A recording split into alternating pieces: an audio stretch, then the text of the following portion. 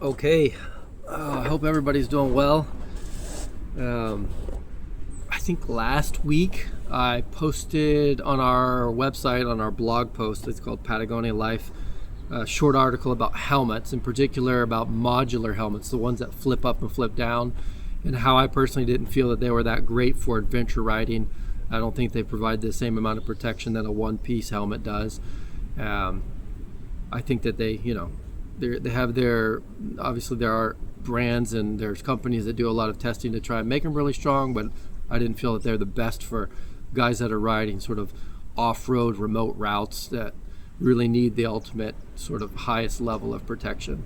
So recently I bought a new helmet, and I am going to tell you about my new helmet and my old helmet. I'm going to explain why I changed helmets, brands and everything. So first of all, we're going to go over my old helmet, which is a Klim.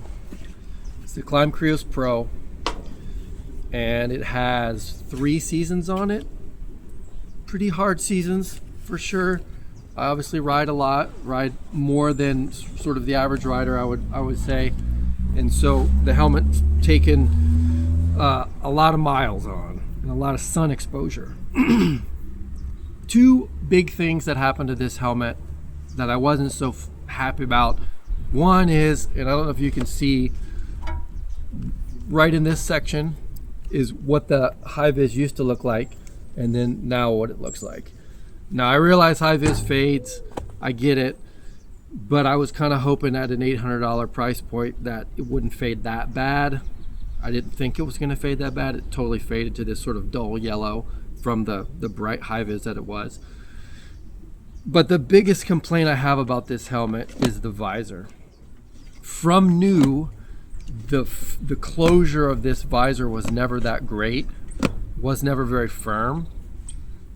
The adjustment behind the peak and the visor is there. You can kind of move it around, but honestly, I messed with it a bunch, and this is the best I can get it to close right here. So you still have this huge amount of play here on the bottom, and it's never really that well closed. Now, what happens is there's a ton of wind noise because of that, and then also rain gets in through here onto the inside of the visor. It comes in from the bottom and in from the top, from the bottom and from the top, because there's not a really good firm closure and not a really good seal around here. So that's big. That's my biggest complaint about this thing. It's light, but it's really noisy, and this visor just does not seal well. Now, out of the box, this thing comes with a photochromatic, a clear, and a pin lock, which is nice, but it obviously has a little bit to be desired considering how much it costs.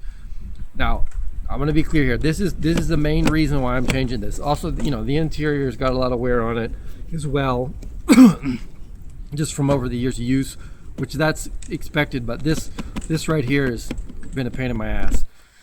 So that's my main reason. It just hasn't held up well, and these hinges are held together by these little tabs, which one of them broke in the middle of a trip, and the helmet doesn't come with these as spares, so you have to find them and buy them to replace it to hold all this together. So it's kind of a drawback to that.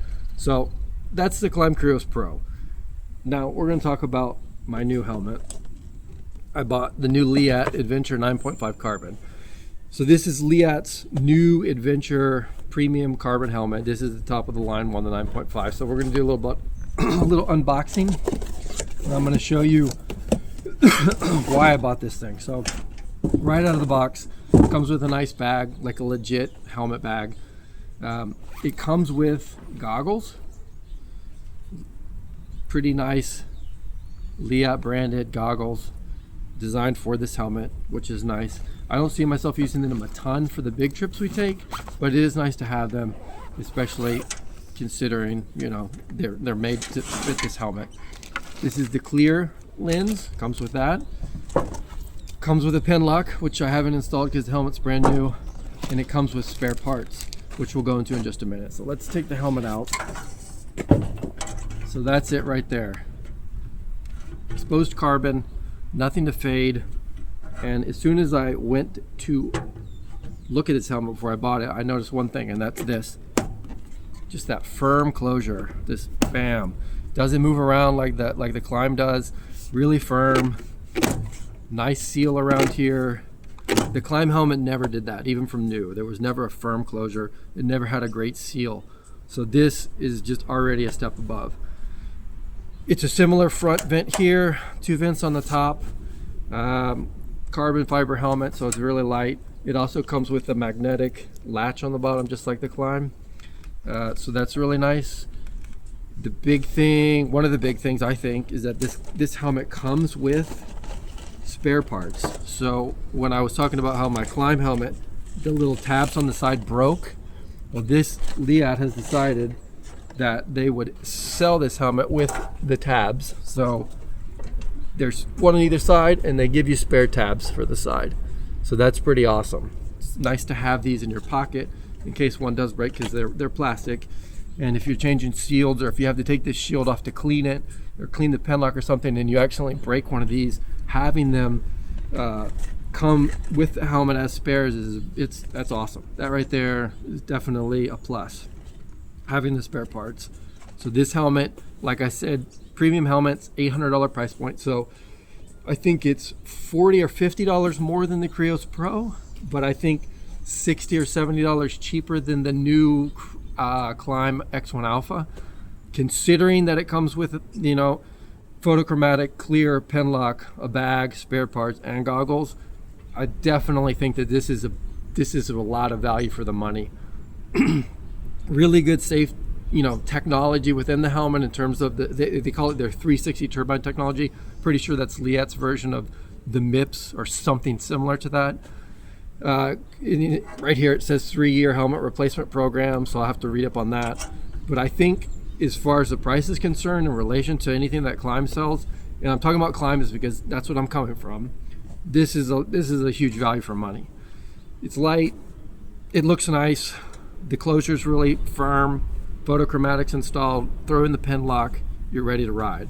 It's got a really comfortable interior as well, and it has pockets for the speakers for any communication system that you might want to put in there. So in all honesty, I'm super happy to have it. I found the last one I could find in Chile. It was, you know, not a lot of them probably came here, and it was difficult to find. This one's a medium, so from what I was reading, the extra small and small helmet size, or the shell, is one size, and the medium and large shell is a different size. I tried on the small, definitely too small for me. I have kind of a smaller head, but medium fit perfect. Even with a balaclava, it's going to be really, really nice and comfortable. So I'm happy to have it. Nice firm closure, comfortable interior, magnetic fidlock on the bottom for the chin strap, spare parts, 2 shields plus the goggles, in full carbon setup. So I think if anybody's looking for a full carbon adventure helmet, this is the one to go with, in my opinion. Definitely worth a look for sure. Yeah, if anybody has any questions about it, please let me know and I'll post up. All right, cheers.